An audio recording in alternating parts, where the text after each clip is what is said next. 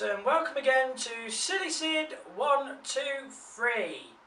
Well, we're here with my 1971 Hoover Senior 6525C, and of course, well, this box here just signifies one of my videos. I'm not sure what it was though. I can't remember what demos was it. It was something.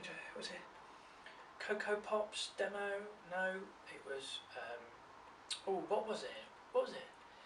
Yes, of course, I already know that. It's the cornflake demo, to see how well cornflakes can be picked up by my machines. Anyway, so what we're going to do for you guys is we're going to chuck a load of cornflakes all over the floor and see what she can do.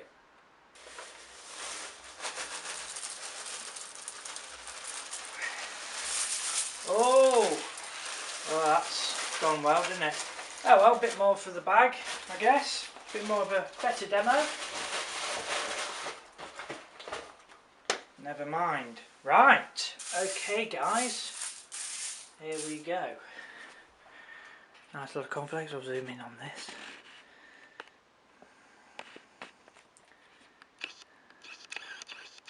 There we go.